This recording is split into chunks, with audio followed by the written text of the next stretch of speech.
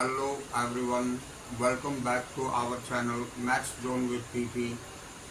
आज हमने जो आपको बिजनेस ऑर्गेनाइजेशन इको 01 कोड जिसकी है उसकी पिछली क्लास में जो जानकारी दी थी उससे आगे बताऊंगा।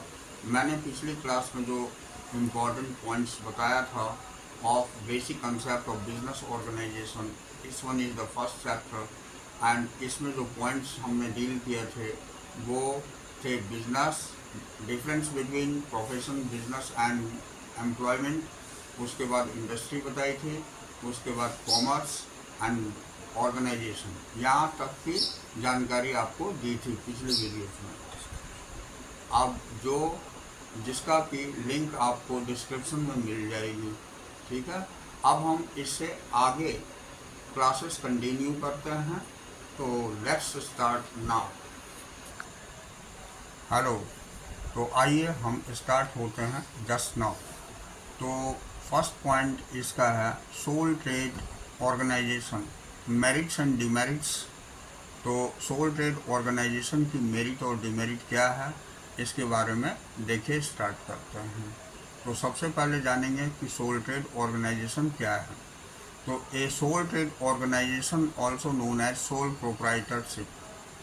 तो सोल प्रोप्राइटरशिप ही हमारी सोल ट्रेड ऑर्गेनाइजेशन कहलाती है। इज ए बिजनेस ओन्ड, जो खुद का बिजनेस होता है, and operated by an individual, जो किसी व्यक्ति के द्वारा ऑपरेट किया जाता है यानी चलाया जाता है। The owner has complete control and responsibility for the business. तो इसके लिए ऑनर ही कम्प्लीटली कंट्रोल करता है और वही रिस्पॉन्सिबल होता है इस बिजनेस के लिए। तो this type of business is known as sole trade organisation. अब उसकी मेरिट्स देखिए, मेरिट्स मैं बताता हूँ। तो मेरिट्स में पहला पॉइंट है इजी टू इस्टेब्लिश। इस बिजनेस को इस्टेब्लिश करना इजी होता है। Simple and inexpensive to set up, ये साधारण होता है और कम एक्सपेंसिव होता है इसको सेटअप करना। सेकंड पॉइंट है complete control. Owner has total control and decision making power, यानी कि इसका कंट्रोल जो है वो ऑनर के पास होता है और इसका डिसीजन मेकिंग पावर भी ऑनर ही ले सकता है। Third one is flexibility. Flexibility के अंतर्गत हम पढ़ेंगे कि owner can make quick decision and adapt to changes. Owner ही क्विक डिसीजन भी ले सकता है और उसमें चेंजेस को कर सकता है। Fourth point minimal legal requirement. इसमें लीगल रिक्वायरमेंट भी कम से कम होती है, यानी fewer legal formalities and regulations. Legal formalities कम और रेगुलेशंस भी कम होते हैं। Fifth point tax benefit. Owners personal and business income care tax together, यानी ऑनर की पर्सनल और बिजनेस इनकम ये दोनों एक साथ टैक्स में ऐड होते हैं, ये टैक्स की बेनिफिट मिलती है। सिक्स्थ पॉइंट है confidentiality. Business information remain private, business की सारी इंफॉर्मेशन प्राइवेट रहती है। तो these are the 6 points which is included in merits. Now I want to discuss about the demerits of sole trade organization. अब इसमें खामियां क्या है उसको भी हम देखेंगे। तो first point is unlimited liabilities. इसकी अनलिमिटेड लायबिलिटीज़ ऑनर्स के पास होती है। That means owners personal assets are at risk in case of business death. अगर बिजनेस में कोई डेथ होता है तो ओनर की पर्सनल जितनी भी एसेट्स है वो रिस्क में रहती है। तो therefore we can say that unlimited liabilities taken by the owner. Now second point limited resources. Owners financial resources and skill में लिमिट बिजनेस ग्रोथ। ओनर्स की फाइनल रिसोर्सेस और स्किल ये बिजनेस ग्रोथ को limit करती हैं। तीसरी बात, इसीलिए ये लिमिटेड रिसोर्सेस में ही ऑनर्स को काम करना पड़ता है। तीसरी पॉइंट है infinite responsibility. Owners bears all responsibilities and burden alone, यानी कि इस बिजनेस के अंतर्गत ओनर्स जो है सारी रिस्पॉन्सिबिलिटी और बर्डन खुद ही अकेले ही झेलता है। Fourth point, lack of continuity, business में end with the owners retirement और डेथ, बिजनेस जो है समाप्त हो जाती है जब ओनर्स की डेथ हो जाती है या रिटायरमेंट हो जाती है, तो इन दिस वेज कंटिन्यूटी की कमी होती है इसमें। Fifth point, difficulties in raising capital, may face challenge in securing loans और इन्वेस्टमेंट, तो कैपिटल को राइज करने में भी डिफ़िकल्टीज होती है। इसमें लोन को सिक्योर करना या इन्वेस्टमेंट को सिक्योर करने में थोड़ी मुश्किलें आती हैं। Six point, limited expertise, owners may not have all necessary skills and knowledge, किसी ऑनर्स के पास सारी नेसेसरी स्किल्स और नॉलेज नहीं हो पाती, इसीलिए इसमें लिमिटेड एक्सपर्टाइज होती है। तो these 6 points are the demerits of the sole trade organisation. अब आइए, अब हम अगले पॉइंट में आते हैं जो है पार्टनरशिप फॉर्म ऑफ ऑर्गेनाइजेशन।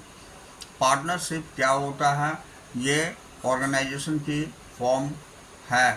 तो देखिए, पार्टनरशिप बताता हूँ कि क्या होता है। ए partnership is a business structure where two or more individuals known as partners share ownerships, resources and responsibility to achieve common goals. Partnership business की स्ट्रक्चर वो स्ट्रक्चर होती है जिसमें दो या दो से अधिक इंडिविजुअल एक पार्टनर की तरह काम करते हैं, ऑनरशिप को शेयर करते हैं, रिसोर्सेज शेयर करते हैं और रिस्पॉन्सिबिलिटी भी शेयर करते हैं एक कॉमन गोल के लिए। तो that type of business is called partnership. अब टाइप्स ऑफ पार्टनरशिप मैं बताता हूँ।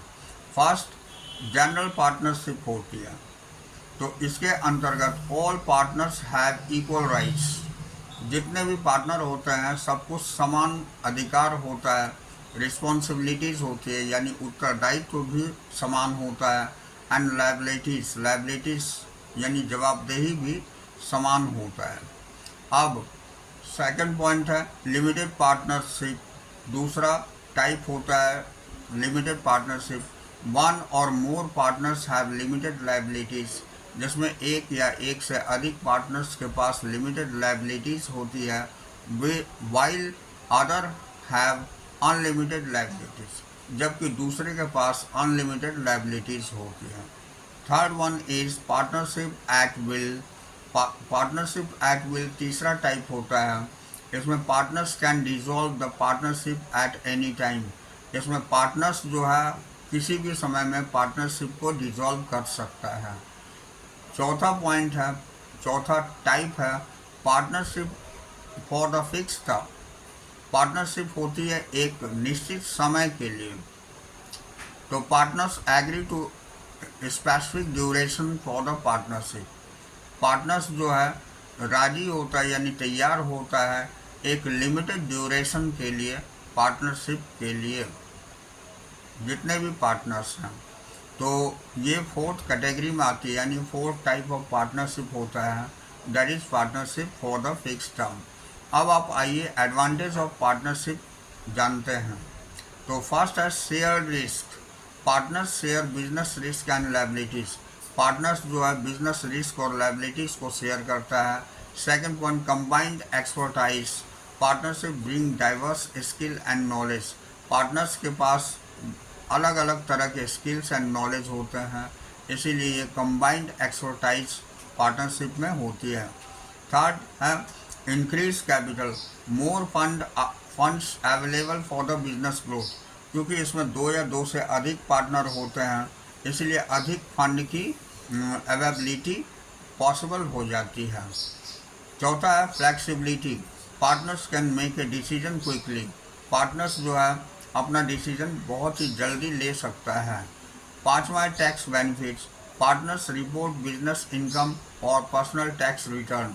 पार्टनर्स को रिपोर्ट करनी पड़ती है बिजनेस की इनकम को ऑन टैक्स रिटर्न के आधार पर, ठीक है। अब these are the disadvantages of partnership. Unlimited liabilities होती है, partners personal assets are at risk, partner की पर्सनल एसेट्स रिस्क पर होती है। Potential for the conflict, conflict यानी आपस में जो विरोध होती है उसमें भी पोटेंशियल को बताया गया है। पार्टनर्स में have differing opinion and goals, जितने भी पार्टनर्स हैं उसकी ओपिनियन भी अलग अलग हो सकती है और गोल्स भी अलग अलग हो सकते हैं। तो लैक ऑफ कंटिन्यूटी, इसमें भी कंटिन्यूटी की कमी होती है। पार्टनरशिप में dissolve if A partner leave और पासेस अवे, यानी कि पार्टनर्स में से कोई भी एक अगर छोड़ देता है या पास आउट हो जाता है, दैट मीन्स अगर उनकी मृत्यु हो जाती है तो ये पार्टनरशिप डिजॉल्व हो जाती है।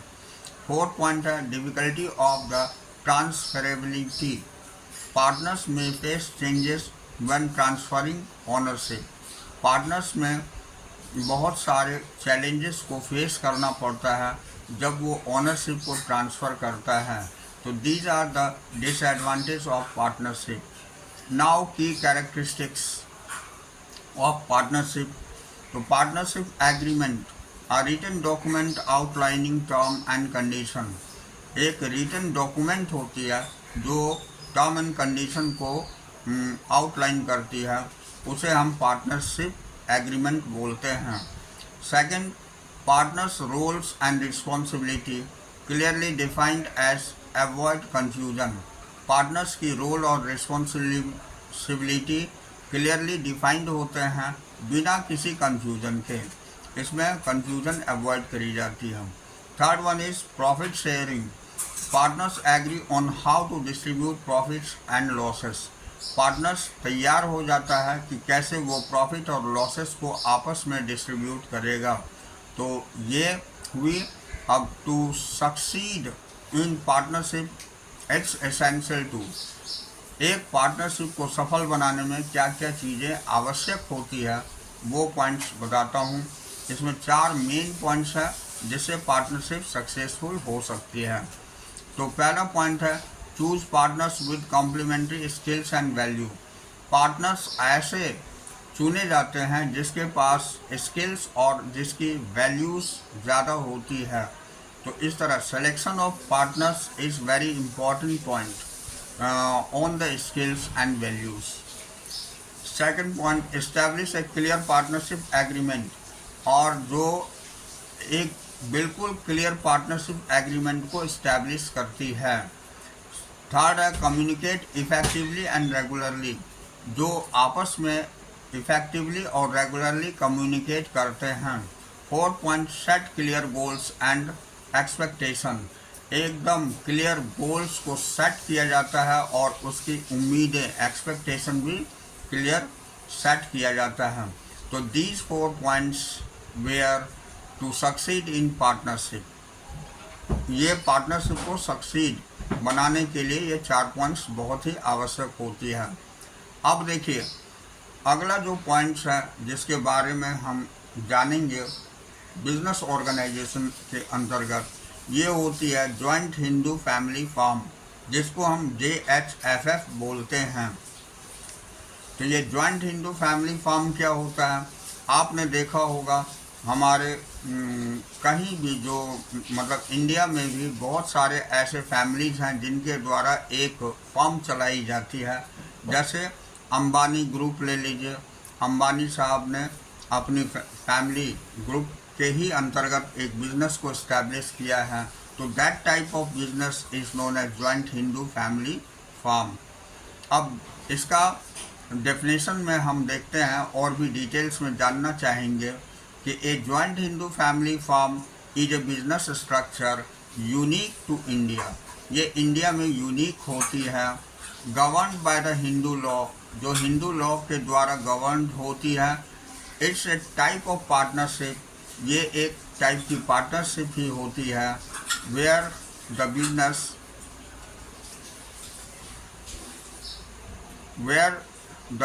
Is owned and managed by members of a Hindu undivided family, जहाँ की मेंबर्स और जो मालिकाना हक होता है वो किसी पार्टिकुलर हिंदू अनडिवाइडेड फैमिली से होती है। तो इस तरह की फॉर्म को हम जॉइंट हिंदू फैमिली फॉर्म बोलते हैं। अब आइए इसकी कैरेक्टरिस्टिक्स हम देखते हैं।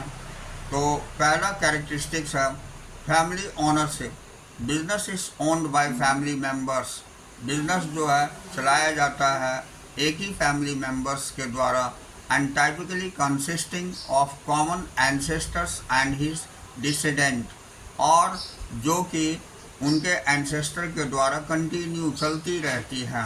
कहने का मतलब हो गया पीढ़ी दर पीढ़ी चलने वाली जो बिजनेस होती है वो जॉइंट हिंदू फैमिली फॉर्म कहलाती है। सेकंड पॉइंट है Hindu law. Govern by the Hindu succession act 1956।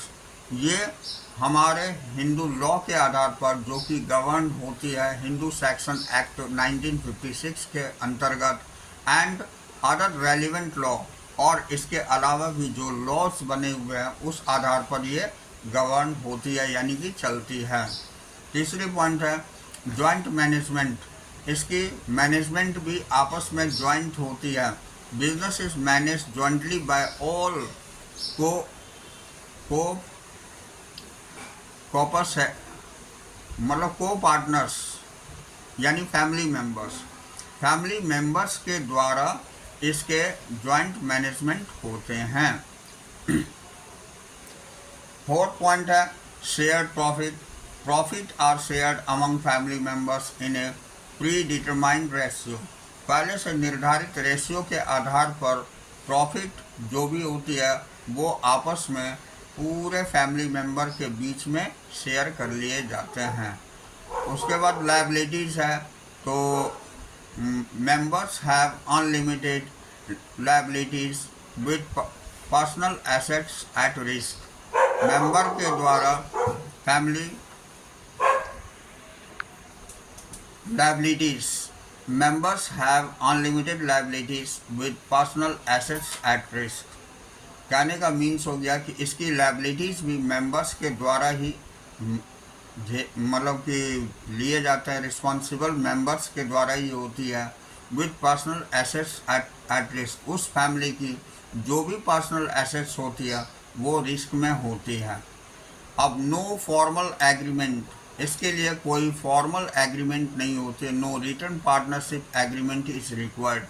इसमें कोई रिटर्न पार्टनरशिप एग्रीमेंट की आवश्यकता नहीं होती, because it is depended on the joint Hindu families. ये जॉइंट हिंदू फैमिलीज़ के अंतर्गत के द्वारा चलती है, इसीलिए इसमें कोई रिटर्न पार्टनरशिप एग्रीमेंट की आवश्यकता नहीं होती है। Now the keywords. इसमें कर्ता पहला पॉइंट होता है जो the senior most male members manage to the business and represents the family. जो इसके हेड मेंबर्स होते हैं मेल मेंबर्स, उन्हीं के द्वारा बिजनेस रन होती है और वो पूरे फैमिली को रिप्रेजेंट करता है, उसे हम कर्ता कहते हैं। तीसरा को-पार्टनर्स अदर फैमिली मेंबर्स को बोलते हैं। Family members who share partnership और प्रॉफिट्स, जो पार्टनरशिप और प्रॉफिट को शेयर करने वाले होते हैं वो को-पार्टनर्स कहलाते हैं। Third, Hindu undivided family HUF, a family that has not divided its assets and continues to hold them jointly। वो फैमिली जो कि डिवाइडेड नहीं होती, अपनी एसेट्स को डिवाइड नहीं करते और आपस में जॉइंटली जो है कंटिन्यू रखते हैं, वो हमारी जॉइंट अनडिवाइडेड फैमिली कहलाती है। Now the advantage, easy to form, इसे बनाना आसान होता है।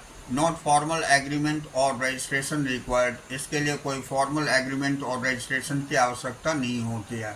Tax benefit, JHFF is taxed as a separate entity with benefits like lower tax rates। इसकी लोअर टैक्स रेट्स होती है जॉइंट हिंदू फैमिली के अंतर्गत, इसलिए इसमें टैक्स बेनिफिट भी मिलती है। अब आपको फैमिली कंट्रोल है, business remains with the family ensuring control and continuity. Business जो है एक फैमिली के अंतर्गत रहती है, इसलिए इसकी कंट्रोल और कंटिन्यूटी भी उस फैमिली पर ही डिपेंड करती है। नाउ द डिसएडवांटेज, तो अनलिमिटेड लाइबिलिटीज़, इसकी अनलिमिटेड लाइबिलिटीज़ होती है और वो फैमिली मेंबर ही उसको बियर करता है, यानी family members personal assets are at risk. Family member की पर्सनल एसेट्स जो है वो रिस्क में होती है। Limited growth, business growth may be restricted due to the limited capitals and management expertise। Business growth जो है वो रेस्ट्रिक्टेड होती है एक लिमिटेड कैपिटल और मैनेजमेंट एक्सपर्टाइज के आधार पर। अब फैमिली कॉन्फ्लिक्ट, आपसी विवाद जो होती है फैमिली के अंतर्गत, तो dispute among family members can impact business operation. अगर आपस में फैमिली में डिस्प्यूट हो जाती है तो वो बिजनेस पर प्रभाव डालती है। तो ये डिसएडवांटेज थी हमारी जॉइंट हिंदू फैमिली के जो बिजनेस रन करते हैं उसके द्वारा। अब आप आइए नेक्स्ट पॉइंट है हमारी पार्टनरशिप डीड। तो ये पार्टनरशिप डीड क्या होती है इसे हम लोग जानेंगे। तो आइए, a partnership deed is known as partnership agreement. जो हमारी पार्टनरशिप की एग्रीमेंट होती है उसे ही पार्टनरशिप डीड बोला जाता है। इज ए रिटन डॉक्यूमेंट, ये लिखित दस्तावेज होती है that outlines the term and condition, जिसमें टर्म एंड कंडीशन बिजनेस की सारी आउटलाइंड होती है यानी लिखे हुए होते हैं ऑफ ए पार्टनरशिप बिजनेस, किसी पार्टनरशिप बिजनेस की जो पार्टनरशिप डीड के अंतर्गत आती है।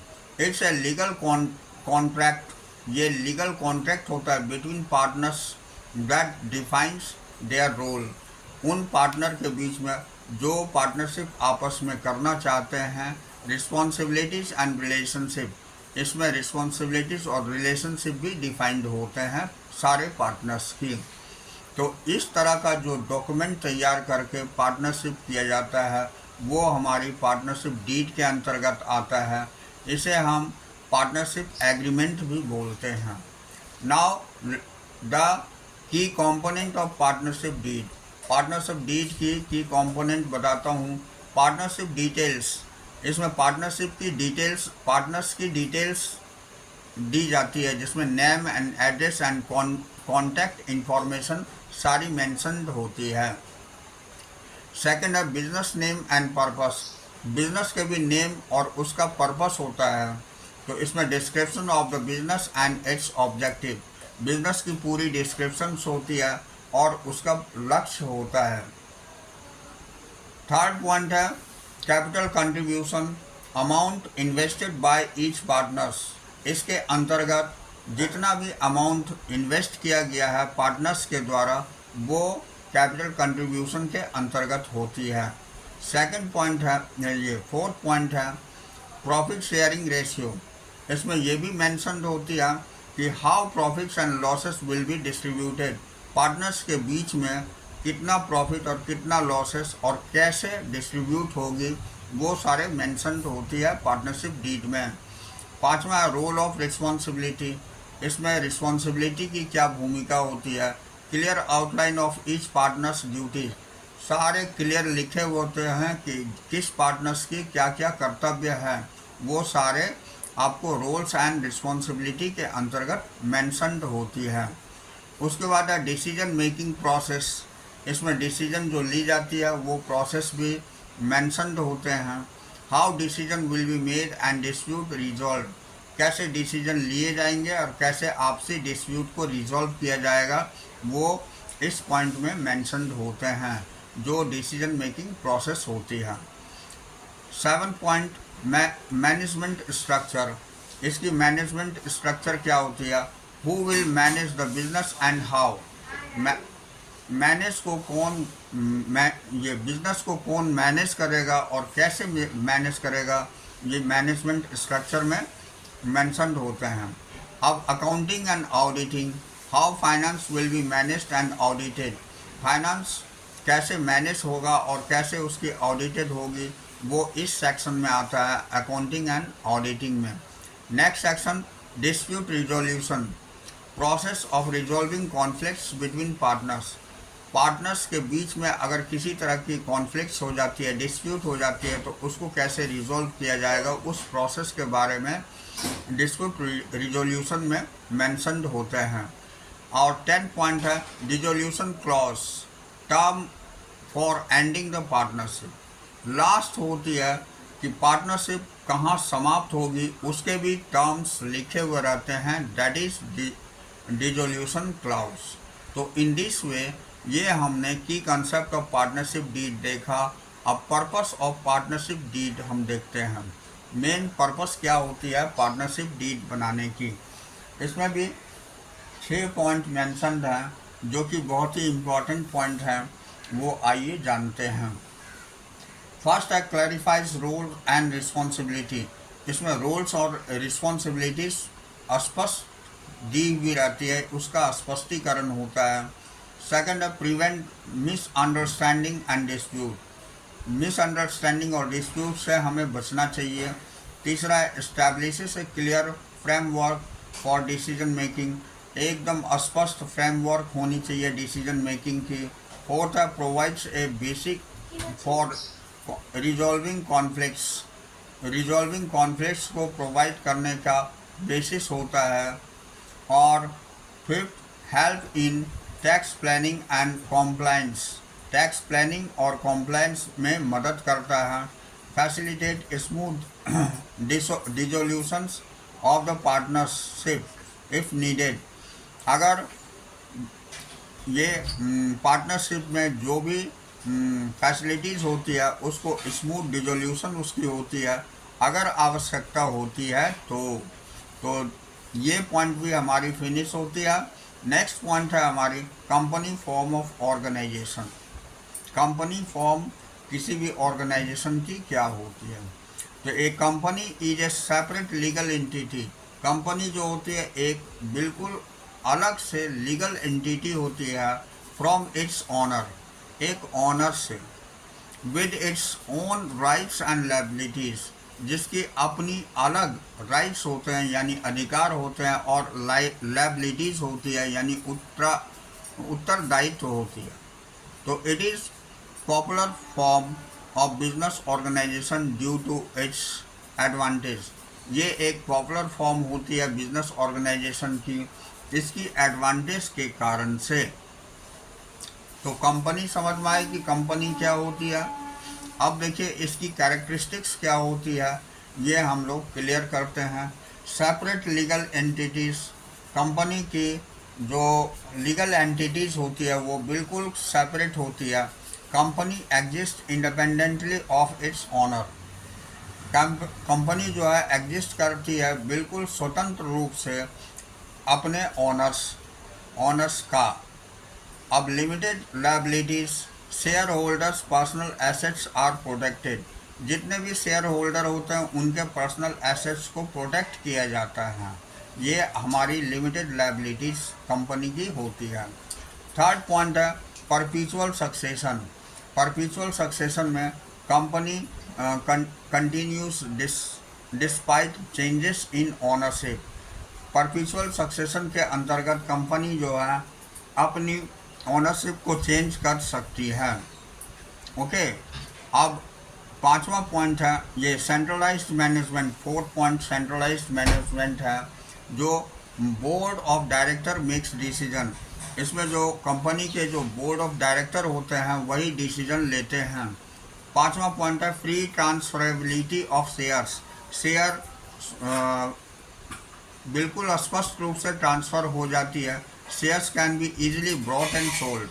शेयर्स को आसानी से खरीदा और बेचा जा सकता है। अब देखिए टाइप्स ऑफ कंपनी बताता हूँ। प्राइवेट कंपनी होती है जो limited to 50 shareholders, restrict public trading.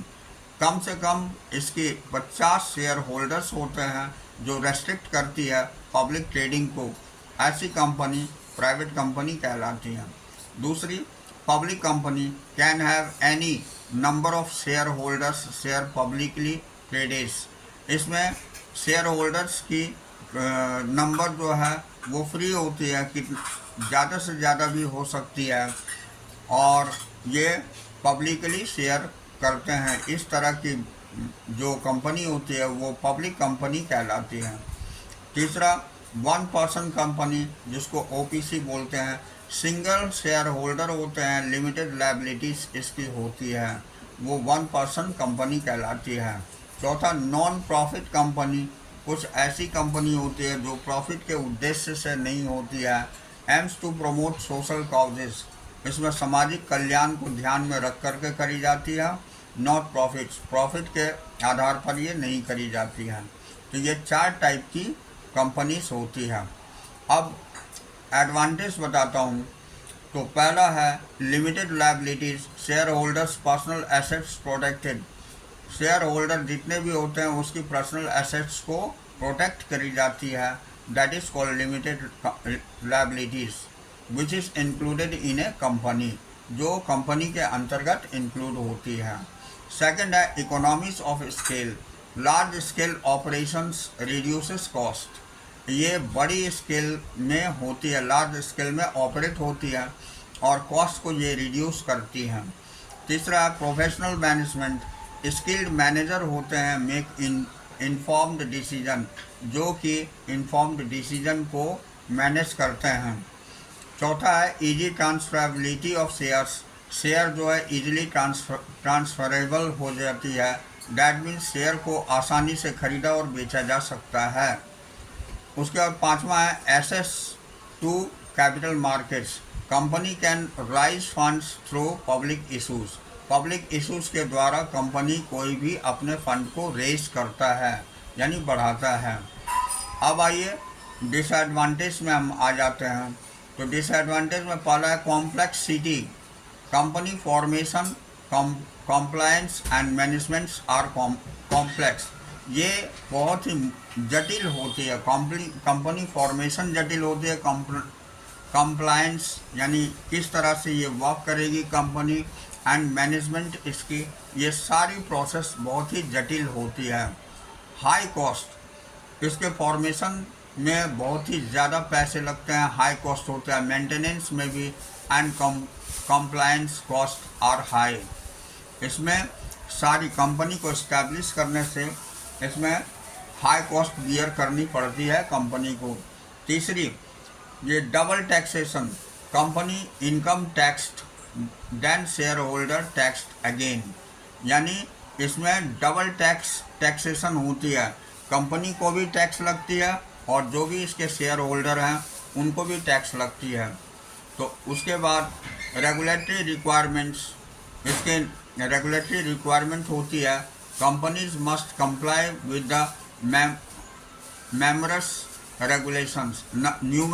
Regulations, इसमें बहुत सारे रेगुलेशंस होती है, इसलिए रेगुलेटरी रिक्वायरमेंट की भी कंपनी जो है कंप्लाई करती है।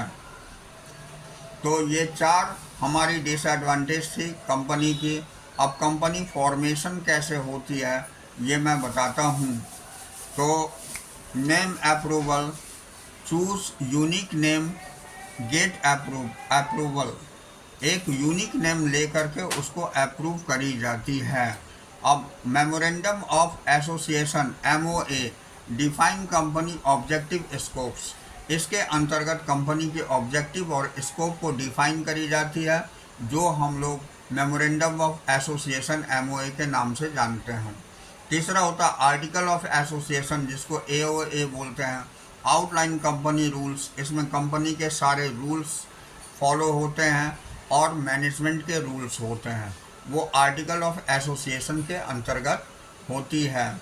उसके बाद रजिस्ट्रेशन है, तो फाइल डॉक्यूमेंट्स होती है, ऑफन सर्टिफिकेट ऑफ इनकॉर्पोरेशन, जो इनकॉर्पोरेशन की सर्टिफिकेट होती है, तो ये रजिस्ट्रेशन के अंतर्गत कंपनी में होती है।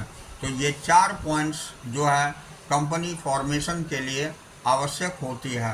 तो in this way I have mentioned or dealt some topics about the first chapter of eco 01। Next topic के लिए हम लोग नेक्स्ट क्लास में मिलेंगे, ठीक है। तो दैट्स ऑल फॉर टुडे।